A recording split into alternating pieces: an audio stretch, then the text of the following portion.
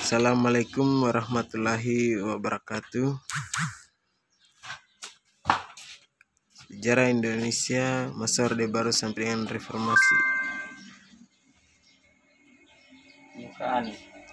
Dampak yang ditimbulkan dalam bidang sosial, ekonomi, politik pasca terjadi peristiwa G30 PKI.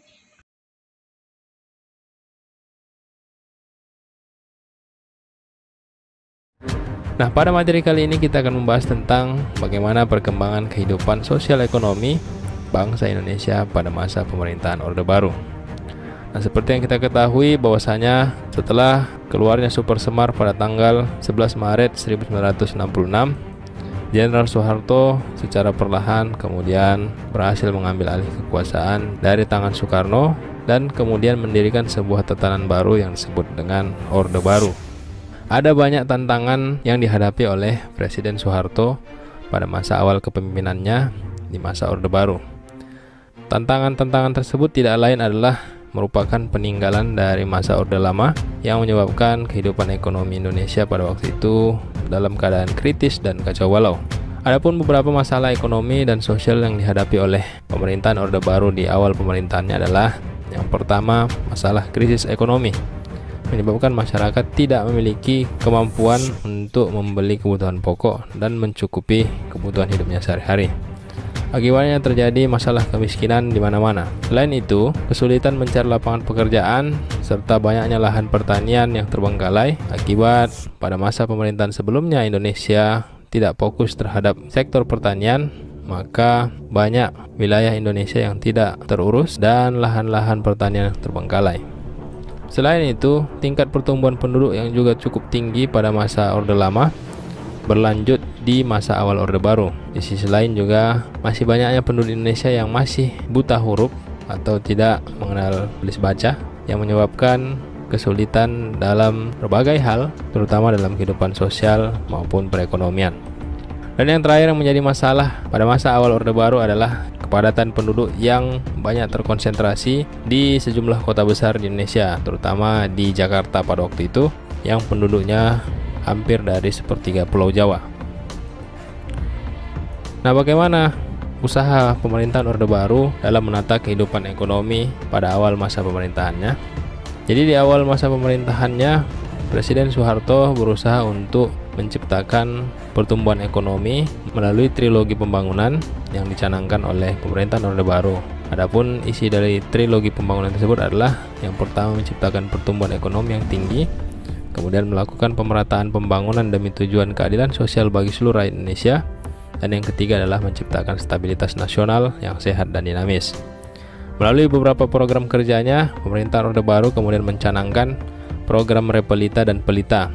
Repelita yaitu rencana pembangunan 5 tahun dan Pelita yaitu pembangunan nasional selama 5 tahun. Tujuannya adalah untuk meningkatkan sarana ekonomi, kegiatan ekonomi, serta kebutuhan sandang dan pangan, juga sektor ekonomi strategis lainnya. Selain itu, pemerintahan Orde Baru juga mencanangkan program Revolusi Hijau, yaitu sebuah program untuk peningkatan hasil pertanian dengan menggunakan cara-cara yang modern. Program ini berhasil menggenjot sektor pertanian Indonesia yang pada akhirnya nanti Indonesia mencapai swasembada beras dan swasembada pangan. Di sisi lain, Indonesia juga berusaha meningkatkan kehidupan ekonomi dengan membangun kerjasama dengan negara-negara luar seperti Jepang, kemudian Belanda, yang berusaha untuk menarik para investor asing untuk menanamkan modalnya di Indonesia. Melalui kerjasama luar negeri ini diharapkan Indonesia mampu membuka berbagai lapangan pekerjaan sehingga dapat mengurangi angka pengangguran yang terjadi pada masa itu. Dan yang tidak kalah penting adalah masa pemerintahan Orde Baru berusaha untuk menghidupkan kembali sistem ekonomi kerakyatan yang pernah dicanangkan oleh Wakil Presiden Muhammad Hatta pada masa pemerintahannya di era tahun 1950-an, yang oleh Soekarno sistem tersebut ditinggalkan pada masa pemerintahannya. Presiden Soeharto menganggap bahwasanya ekonomi kerakyatan harus dibangun sebagai pondasi yang sangat vital demi mencapai tujuan pembangunan nasional. Selain itu, dalam kehidupan sosial, pemerintahan Orde Baru juga berusaha untuk menata kehidupan masyarakat Indonesia yang pada waktu itu banyak menghadapi masalah-masalah, terutama adalah masalah kepadatan penduduk dan tingkat pertumbuhan penduduk. Melalui program transmigrasi diharapkan kepadatan penduduk dapat diurai dengan memindahkan penduduk dari kota-kota besar ke daerah pedesaan maupun dengan membuka lahan-lahan baru yang dijadikan sebagai pemukiman. Dampak dari kegiatan transmigrasi ini adalah munculnya sejumlah daerah trans, di mana daerah tersebut dihuni oleh para penduduk yang berasal dari dominannya Pulau Jawa yang ditransmigrasikan ke sejumlah daerah di Indonesia seperti Sumatera, Kalimantan, dan pulau-pulau lainnya. Kemudian dilanjutkan dengan program keluarga berencana, di mana program tersebut diharapkan mampu menekan laju pertumbuhan penduduk yang pada masa pemerintahan sebelumnya itu mencapai sekitar 2,3% per tahun dan pada akhirnya turun menjadi 2%. Selanjutnya, untuk mengatasi masalah buta huruf dan minimnya pendidikan bangsa Indonesia, pada waktu itu pemerintah melaksanakan gerakan wajib belajar 9 tahun yang dikenal dengan gerakan wajar, dimulai dari pendidikan sekolah dasar 6 tahun dan sekolah menengah pertama atau SLTP selama 3 tahun. Program ini cukup sukses dan berhasil mengatasi masalah buta huruf di Indonesia. Ditambah lagi dengan program GNOTA atau Gerakan Nasional Orang Tua Asuh untuk membantu masalah perekonomian bangsa Indonesia, di mana diharapkan keluarga yang mampu yang memiliki kehidupan ekonomi lebih dapat menyisihkan atau dapat membantu keluarga-keluarga yang kurang mampu dengan menjadi orang tua asuh untuk membantu pendidikan mereka. Dan juga yang tidak kalah penting dalam kehidupan sosial, pemerintahan Orde Baru juga mengeluarkan undang-undang tentang kewarganegaraan bagi etnis Tionghoa. Hal ini tidak lain akibat terjadinya peristiwa 1965 yang menyebabkan adanya tuduhan terhadap keterlibatan etnis Tionghoa atau Cina pada waktu itu, sehingga segala aktivitas dan kepemilikan warga Tionghoa akhirnya dibatasi oleh pemerintahan Orde Baru. Maka tidak heran pada masa ini kita dapat melihat di dalam kehidupan masyarakat terdapat orang-orang dari kalangan etnis Tionghoa yang sebelumnya menggunakan nama aslinya yang berasal dari Cina berubah menjadi menggunakan nama-nama Indonesia. Selanjutnya, dengan sejumlah kebijakan ekonomi dan sosial yang dikeluarkan oleh pemerintahan Orde Baru, ada beberapa pencapaian pembangunan yang berhasil dicapai pada masa pemerintahan rejim Orde Baru ini. Yang pertama, di bidang ekonomi, terlaksananya rencana pembangunan 5 tahun sampai pada 5 periode, yaitu Repelita 1 sampai dengan Repelita 5. Kemudian terlaksananya Pelita 1 sampai dengan Pelita 6. Selain itu juga Indonesia berhasil mencapai swasembada beras dan swasembada pangan yang menyebabkan Indonesia di era tahun 1970-an menjadi salah satu negara pengimpor beras terbesar di wilayah Asia.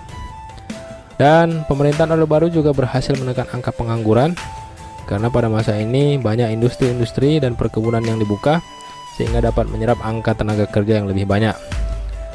Peningkatan pendapatan per kapita melalui sektor pertanian juga merupakan salah satu prestasi yang dicapai oleh pemerintahan Orde Baru.